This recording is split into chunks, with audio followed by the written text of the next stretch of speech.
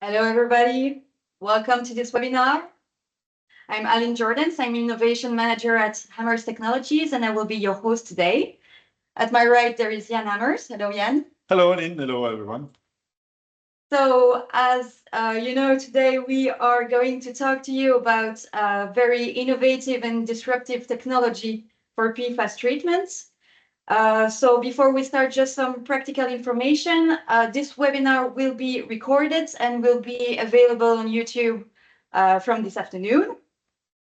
At the end of this webinar, you will receive a certificate of attendance and you will receive it by email. So how is it going to happen from now? Jan will present the project for half an hour, then we'll have 15 minutes Q&A session. So please feel free to ask all of your questions in the Q&A tab on top of the Teams screen. And then we can go. All right, I guess. Let's go then. So, as you know, we are going to talk to you about this disruptive and innovative technology for PFAS soil treatment. But first, I will start with a short introduction about our company. So what we do thermal desorption for soil remediation. We are Haemers Technologies. We are based in Belgium, in Brussels and Nivelles. We have our own lab and R&D facilities in Nivelles. We are a technology provider, which means that we are working with partners all around the world and also leading our own project in Belgium and the Benelux. We are 70 people today. Our value is that we are committed, we are innovative for a cleaner planet, and we are unique and united. As I told you, we have operation worldwide. We have already complete 96 thermal desorption projects, Europe, outside of Europe, all around the world. And every technology that we developed are patented, or today we have more than 56 patents. And we are still writing many of those each month. So Jan, the floor is yours. Talk to us about this very innovative technology everybody came to hear about. Well, thank you, Aline, and good morning, good afternoon, and good evening to all of you wherever you are. As I see, there's a lot of people listening, so I'm very proud of that and very honored. The purpose today is indeed to dig a little bit more and to present from a technical standpoint what has been done and why we can now seriously claim that there is a breakthrough in the way to treat PFAS contaminated soil. But first and foremost, let's have a look at the state of the art and to know exactly what we are talking about. As you know, PFAS products are generated by first a bunch of industries or sites that are creating the molecule. You have a list here for those in Europe, but of course they're elsewhere in the world. So that's let's say the base molecule. Then you have all the companies who are using it and implementing it to make our Gore-Tex vest, to make our firefighting foam, to make our pizza cardboards, etc., etc.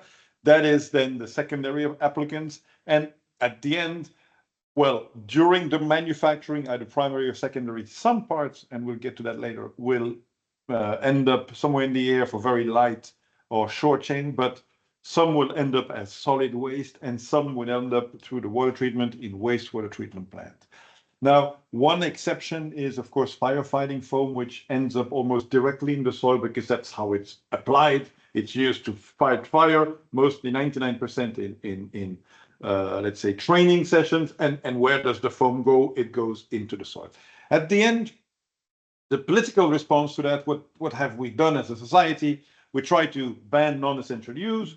It's not there, but that was, let's say, a political answer. And then the quick and fast answer is to treat the surface water so that what we drink now is at least safe or as safe as possible. That's really the end of pipe. What we are going to talk about today is this, is exactly what happens in the soil, or what geologists or penologists are calling the unsaturated part of the soil. That's where we're going to focus.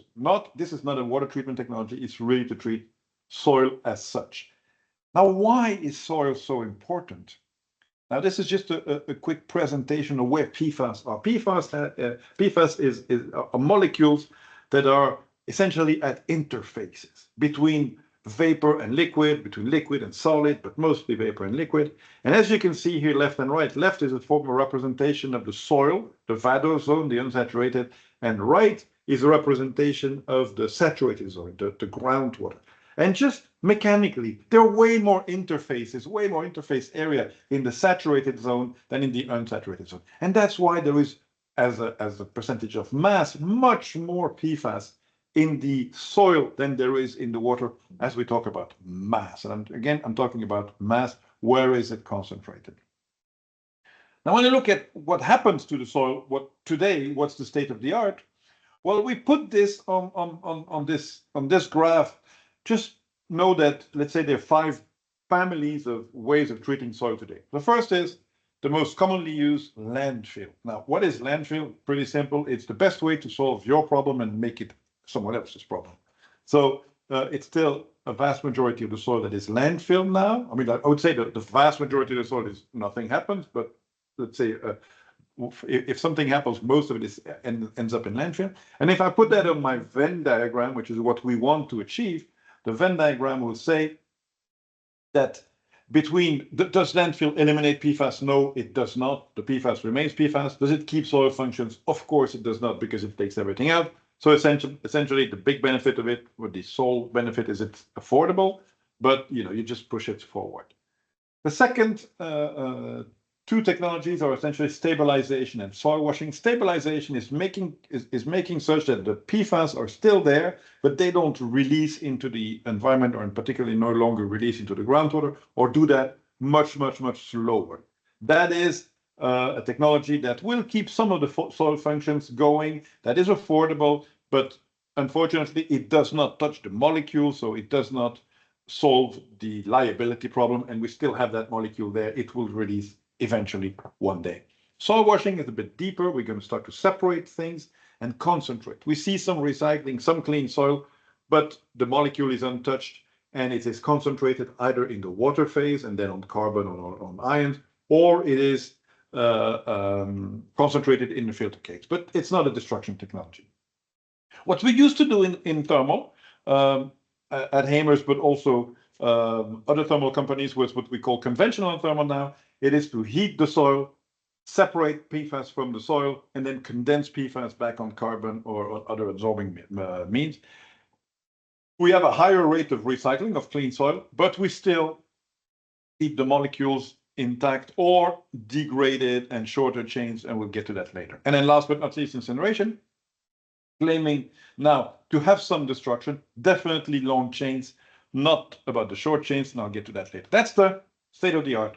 This is where we start. And as you can see on that Venn diagram, what we hope for is the middle. And I'll tell you at the end of this presentation that I think we are there now with this new technology. In other words, a technology that can eliminate PFAS and precursors and destroy them, that is affordable with relatively low energy consumption, and that keeps the soil functions as such. Soil is soil, and it's not an ash or something else. So let's start with part number 1, PFAS and precursors destruction. How can we make sure that we destroy PFAS? Now, here is an interesting graph on temperatures. The bond between carbon and fluor is a pretty strong bond. So that strong bond needs to be broken. The stronger the bond, the higher the energy. So energy is often measured also by temperatures. And as you can see in this graph from left to right, you have the heavier, so the higher carbon chains, PFAS, and to the right, the lower carbon chain PFAS. Completely, so at the left, you have a PFAS with 7, 8, 9 carbons. And you can understand that they are breaking up at lower temperatures because we are starting to break the carbon-carbon bond in the chemistry.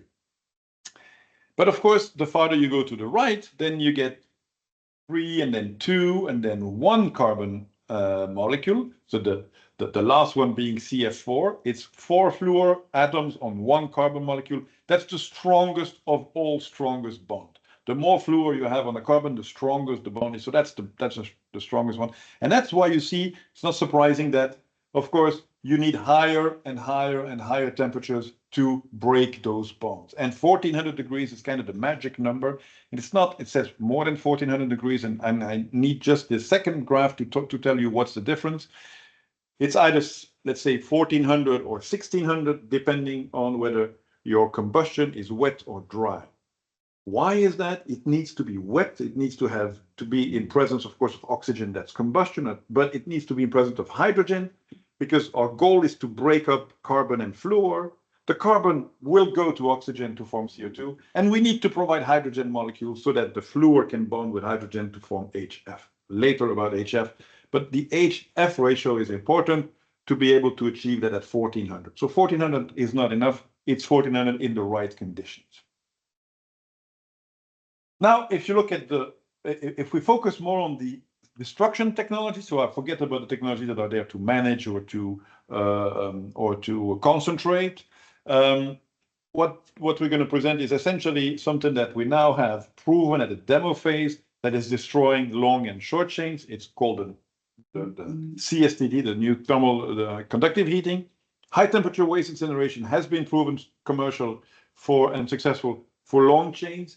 We will see that we still generate some short chains. The conventional was actually also generating some short chains and was, but of course works. And then we have like supercritical water oxidation, mechanical ball milling, essentially, ion beam, electron beam, plasma. All these technologies are very promising, but they're not there yet, and not all will apply to soil. And I may forget some, just to tell you, in the TRL level, they're still in the research or the piloting phase.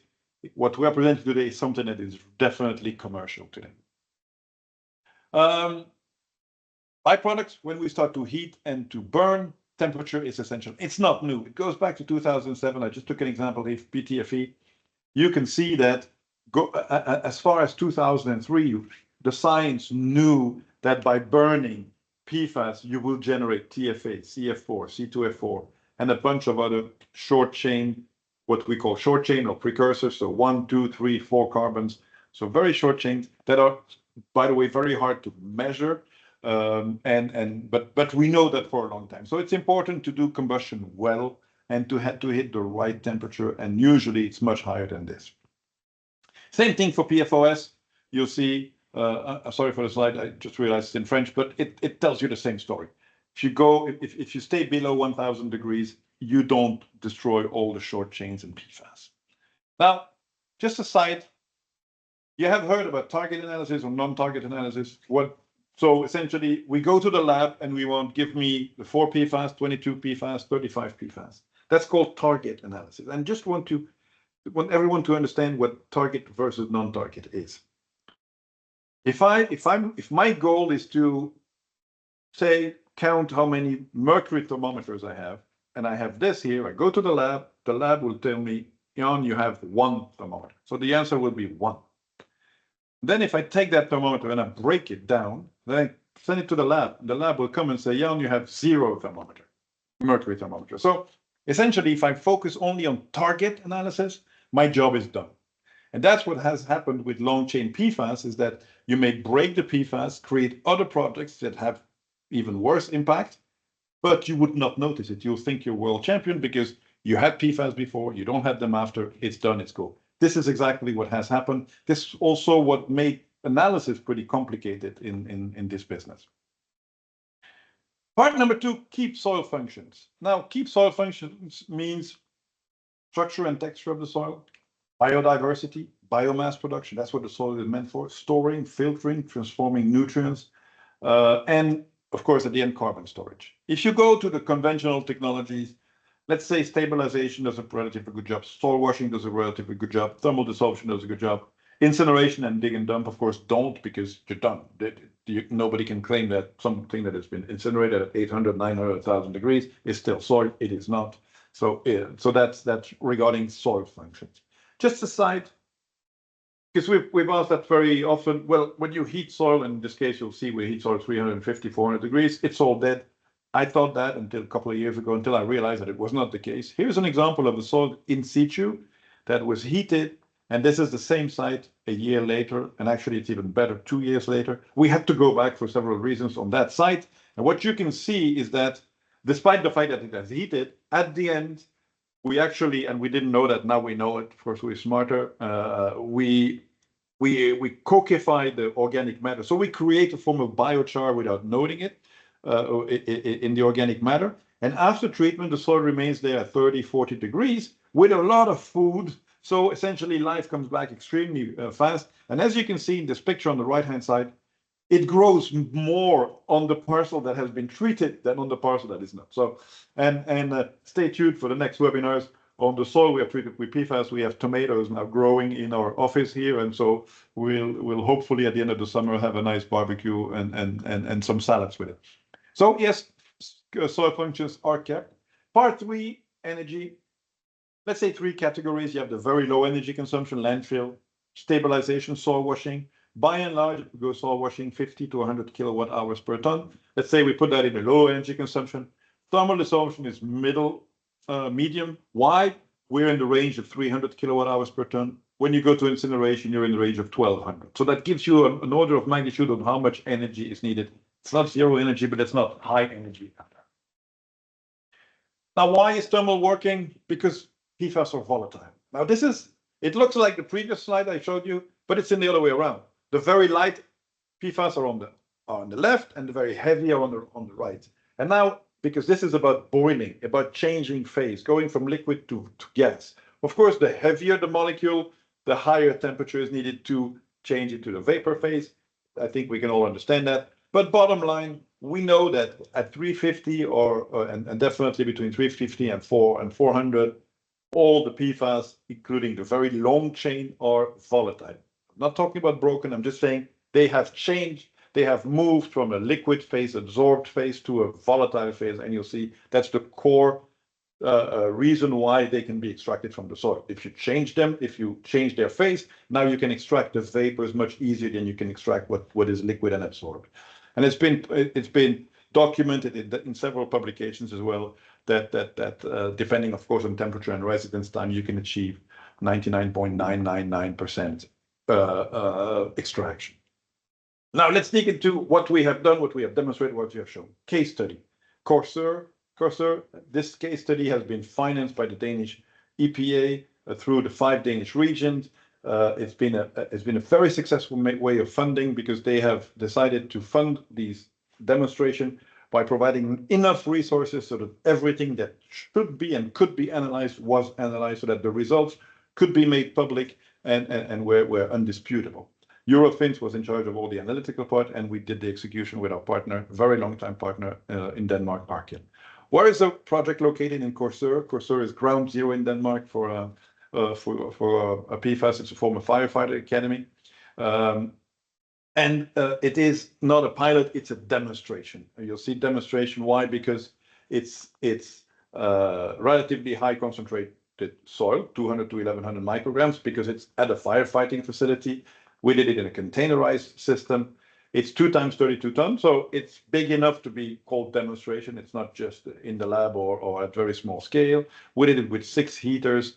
And our target was to prove that, of course, we could have a technology that left no PFAS in the soil, but that on top of that, we could also demonstrate that the PFAS were destroyed, including short chain. That was a pretty bold claim, and I'll tell you how it was demonstrated. So the design, the container, how does it look like? Well, the container, this is a 3D version. Essentially, it's a box. It's a demonstration box. It's about 30 tons capacity. As you can see, this is how it's filled. And at the front end, you have all the technical part where you have 6 heaters. And I'll get you later on. The heaters are actually burners. Now, how does it exactly work? Let me just see if this, okay. So now, how does that exactly work? So as I said, the first thing is we need to excavate. We are not ready, to be clear, we are not ready to propose in situ solutions. It can be done on the site. You don't have to transport it, but the soil needs to be excavated at this stage. So once the container is provided with everything it takes, instrumentation, as you can see, with, of course, the fuel network, Here it's pretty heavy because there's a lot of sampling to make sure that we could control and validate everything. We take the top off, and the container is filled with contaminated soil. In this case, relatively heavily contaminated soil, which PFAS was the only known contaminant. Then we close it as hermetically as possible, and we start the heating. So now, how do we start the heating? And here is the important part. We have 6 heating elements, and they're relatively conventional, although they have been adapted. You can already see that a heater is essentially a flame and hot gases or hot combustion gases that are conveyed all the way inside a tube, and then they never get in touch with the soil. They then exit between the outer and the inner tube, and they exit to the next stage. So essentially, we circulate hot gases into concentric tubes, and then the outer part is essentially heating the soil. So it's transferring that heat to the soil, which then by conduction becomes warmer and warmer. So that's the idea. Oops, sorry, I'll go back. I need to go back here because I paused and I should not have paused. So let me finish this one. So the flame in itself is the source of heating of the soil. Once the soil is heated, we'll get to that. Of course, the soil will vaporize. So the first thing is generate the flame. We have transformed this burners as the core of the technology so that instead of being at 900 degrees, which is the case for a regular burner, as you can see here, we have burners that work at 1,400 degrees. Maybe rings a bell. Remember the slide I gave you earlier, CF4, you need 1,400 degrees. That's what we reach in the burner. And then, of course, the soils are heated. And when they're heated, the PFAS vaporize. They are collected by a separate network that is in negative pressure that collects those PFAS contaminants, which are in part degraded already, but they are in vapor form. And here is where the magic happens. Instead of going to carbon, which we did before, cooling in carbon, no, we have re-injected them in the flame because we made the flame go to 1,400 degrees. So before being exited, those molecules go through that flame at 1,400 degrees. That's what we call the reburn for PFAS. So the soil never goes to 1,400 degrees, only the vapors go. And that energy is used to heat the soil, not just wasted energy. Of course, in this context, in this demonstration pilot, there is a hell of a lot around it, which is not supposed to be there in a commercial setting. Why? Because we had to prove that it was working, so you cannot pre-assume it was working. So in this case, all the vapors had to go to a carbon, et cetera, to make sure that the carbon was not needed in the next steps. So that's the claim. How do we check that? How do we measure it? So here we have the simplified PFD of the system, where you can see cut, there are 6, but in this case 3. Every heater that is used to heat the soil to minimum 350 degrees. We vaporize the PFAS, they go to vapor tubes, and then the PFAS are reinserted into the flame, right? And that is the key of it.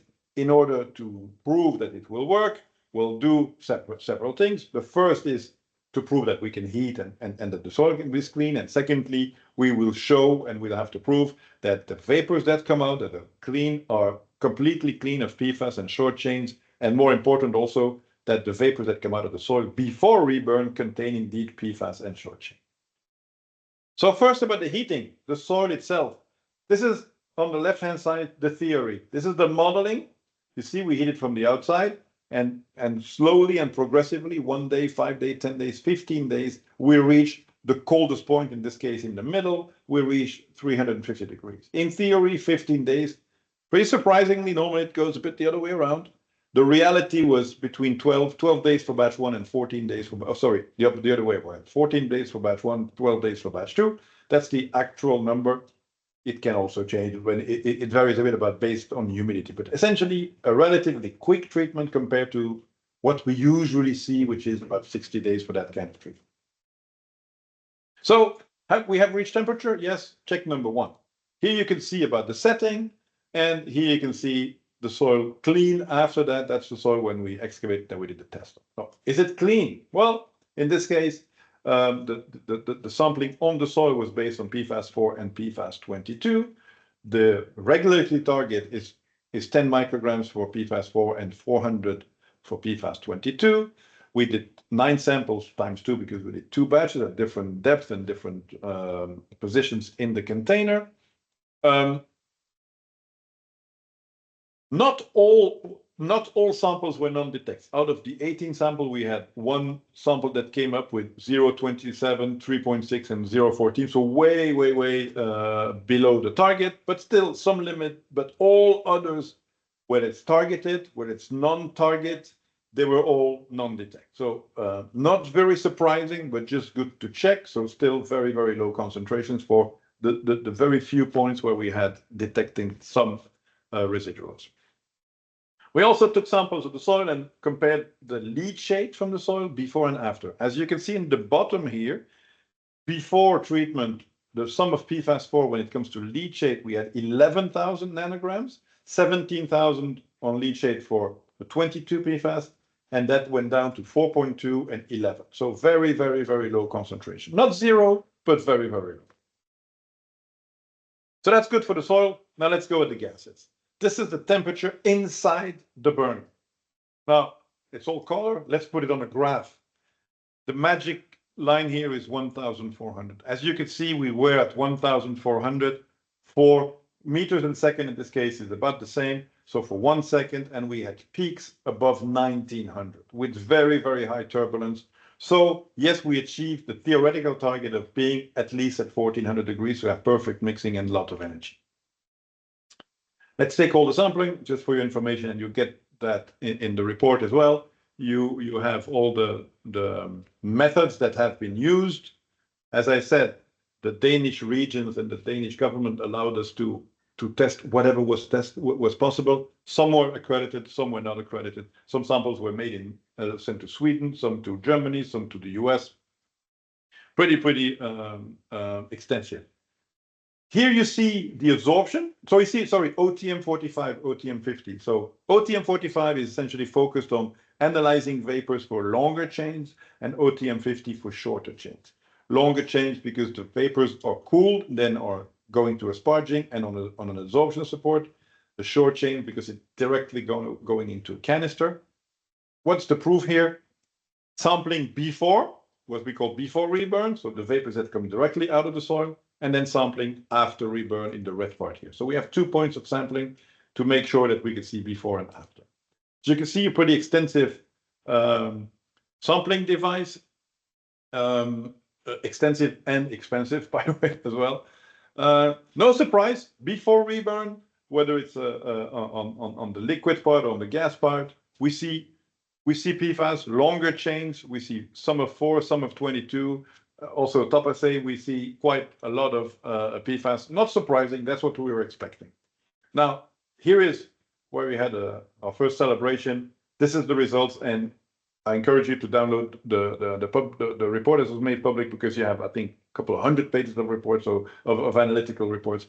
You can see here that all PFAS, measurable PFAS long chain are non-detect, but also all the short chains, and including this magic one here, and I know it's small, but tetrafluoromethane, so CF4, is non-detect.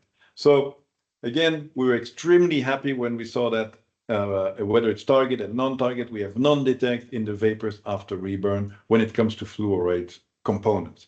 So this is just a little bit of a summary, but the take home from it is, yes, all these chains, all these long chains and these short chains have been destroyed, and we have zero waste. So we were extremely happy with those reports, because we could combine 2 things: prove with analyticals twice, not just be lucky once, prove it twice, and a coherent explanation where specialists will look at it and say, yeah, of course, makes sense.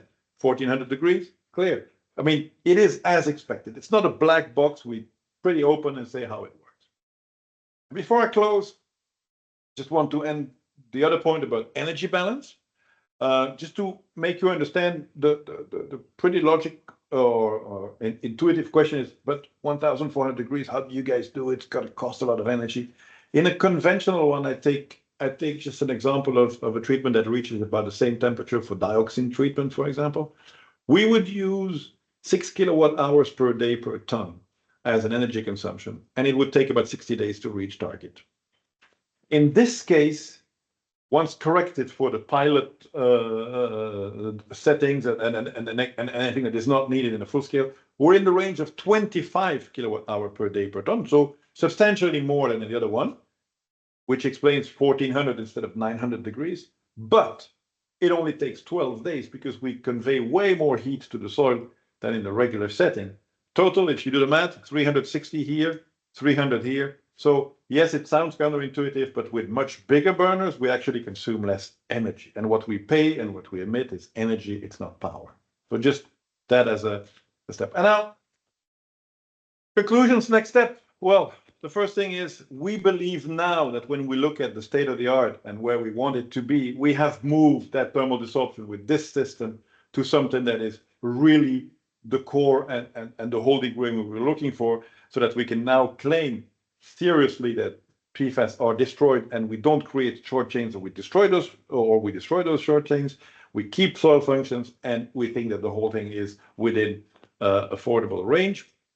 And essentially, that means that it goes relatively fast. It's still limited to excavated soil. We cannot do it in situ yet. Hopefully, in a couple of years, we'll be able to. We still have technical hurdles to overcome.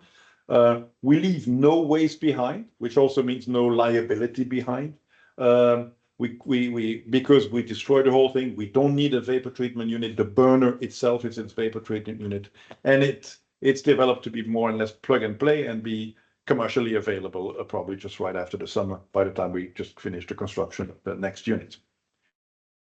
Well, Aline, and dear friends, here it is, as a relatively short presentation, but there is a lot to say about it, and I could go on for on and on. But I think it just summarized the fact that the regions gave us the possibility, the Danish regions, to analyze so many things. Of course, there's a lot to say. Thank you very much, Jens, for this You're welcome. very interesting and complete presentation. As I said, almost on time, so that leaves us a little bit less than 15 minutes for a question, and we already received a lot of them. So please continue if you have others. So first question I have here, but I think the question was actually asked before your last slide about energy cost.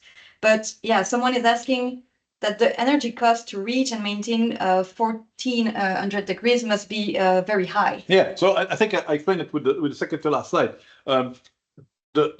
Just compare it, 25 kilowatt hour per ton compared to 6, which is the regular one. So it's 4 times more per hour. So you use a lot of energy per hour. The beauty of it is you don't need as many days, because you cut the treatment time almost by a factor of 5. So what matters is that the amount of kilowatt hour per ton, we're in the range of 300 kilowatt hour per ton once you correct it for the pilot setting. 300 kilowatt hours per ton is more or less what now in a regular, if you transform that in euro, biopropane is about 12 cents per kilowatt hour. Propane is about 9 cents per kilowatt hour. It gives you an order of magnitude of what the energy cost is. But I know the feeling that it's a big burner, you need a lot of energy, yes, but for a very short period of time. So that's the whole point. It is correct that you only need 15 days of treatment. Yes, correct.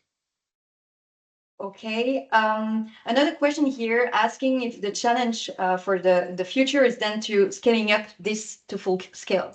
Let's say the mountain was to prove that it was put these results on the table. That was the real big challenge. Now, the next phase is, of course, to start to optimize. So it's scaling it up. We have already the designs, etc., scaling up. It's gonna, like any process, it's going to be improved month after month, project after project. There is no perfect technology, but the breakthrough is done, and now it's about setting it up, and then of course fine tuning, like every other industrial process. Yes. Okay. Another question here. How did we do for improving our burners to reach the 114 To reach 1400, yeah, I will not tell everything about it. I knew you were going to say this. It's the key, of course, to reach these temperatures. But I cannot give all the details about that. Okay, another question about the TFA. Did we have any analysis done on this? Yes. Okay. I encourage you. I think after this webinar, you'll have the link to the YouTube video and also a link, possibility to download a report, because the formal report will be somewhere end of August, but like a provisional report, which we were authorized to release as well. And you have all the hundreds of molecules, but TFA is one of them, yes. Okay. And it was non-detect, because I guess that's the next question. Yes, it was non-detect. It was not. Yes, but for chemists, if you destroy CF4, you destroy everything else, to be clear. Yeah. And talking about destroying CF4, we have a question here about the fate of the fluor. Yeah, the fate, very good question. The fate of the fluor, the full mineralization is HF. So it's fluoric acid. Now, I know what you're going to say, but HF is a very dangerous and corrosive acid. So what do we do with it now? And now we have to take a step back. In a 32-ton setting with 1,100 micrograms of PFAS, we have a total mass of 3.5 grams of PFAS.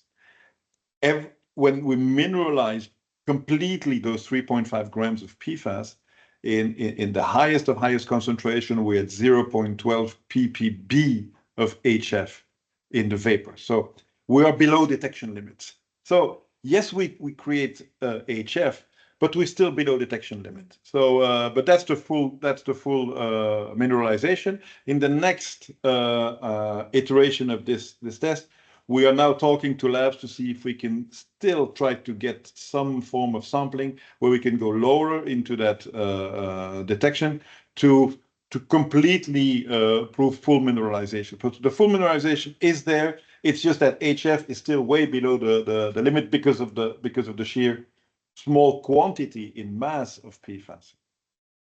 Makes sense. Here someone is asking, what is the full-scale goal per container regarding the quantity of soil? The current design on full scale is 200 tons per unit. So the current design is units of 200 tons is 240-foot containers per head. So it's 200 tons per 2 weeks. So it's a 400 tons per month treatment capacity. And if you want to do more, you just put more units next to each other.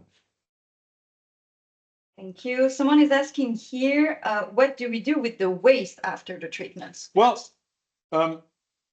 first and foremost, there is no waste. That's the beauty of it. There is no waste. And that's the beauty of it. In the previous settings that we treated PFAS or other, we still had carbon, etc. We have no waste. We have no wastewater because everything goes at high temperature. So also the water, the water is providing the hydrogen in the combustion, but also the water is essentially going as water vapor out.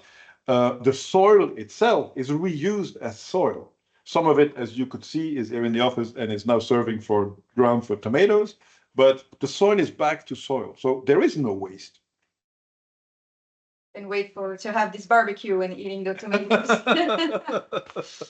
Another very interesting question here about the CO2 emission per ton of treated soil. Well, we can do to be fair, the main source of CO2 at this stage is linked to the energy. So it's 300 kilowatt hours. It will depend on the type of combustible you provide.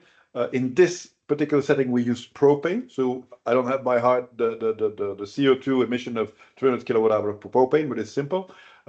In Copenhagen, we just finished another project, was chlorinated, where the client paid some extra and used biopropane. So in this case, we had, of course, a lower emission. We're starting a project with hydrogenated vegetable oil instead of diesel. So the carbon footprint of the energy part will depend on the amount of on how serious you want to be carbon neutral and what kind of combustible. The same thing if it were electric, whether you want to pay for green electricity or not, that's up to you.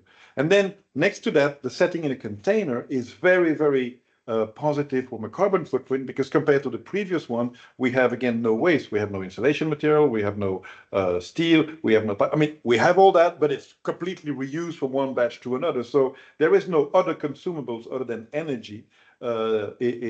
which is then very favorable to the total carbon footprint when you analyze it.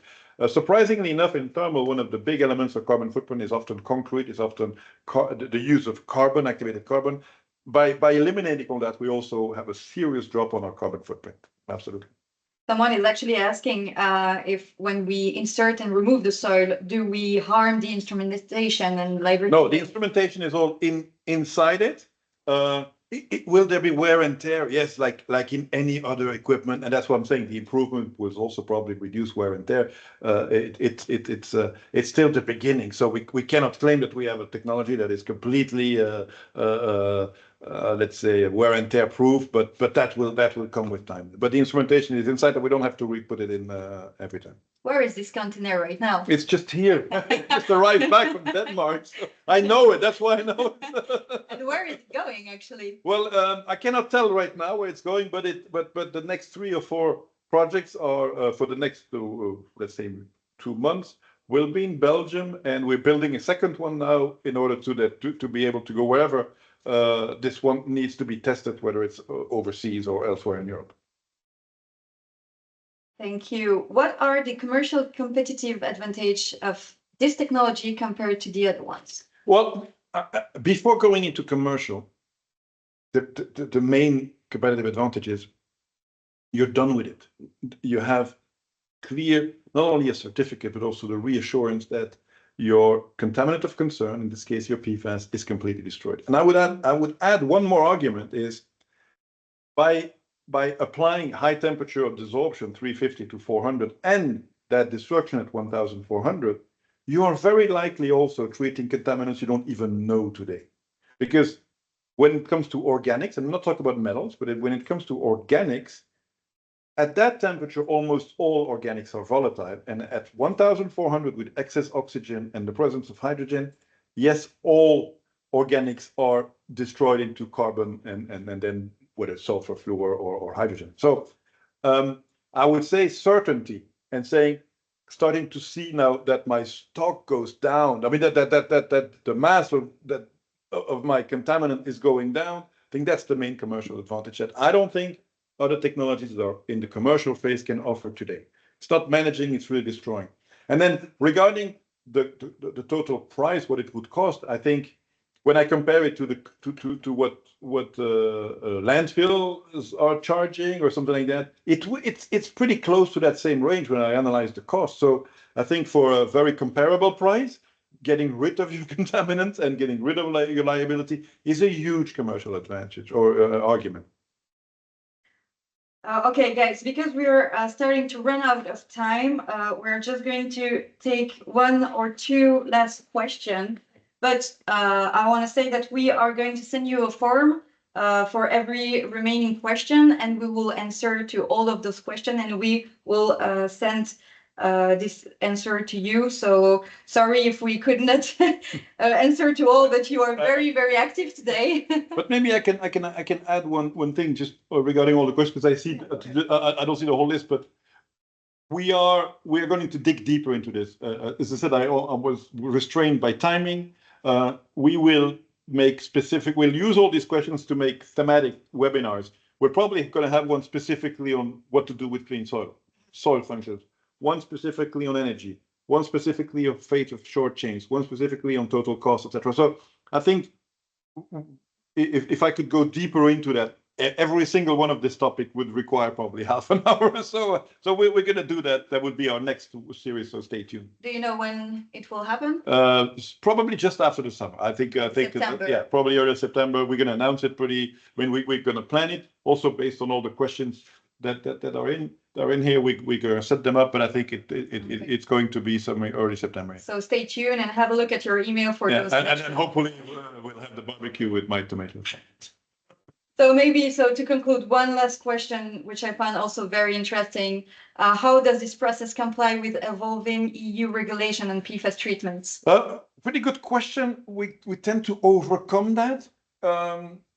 As I said, not all samples are non-detect, but the very, very vast majority are non-detect. So we're trying to get to the point that for soil, we're as close as possible to non-detect. because we all know that PFAS regulation and standards are all over the place in Europe or in the US. So a technical answer is an answer where you come then and we say, let's try to go to as low as possible and non-detect.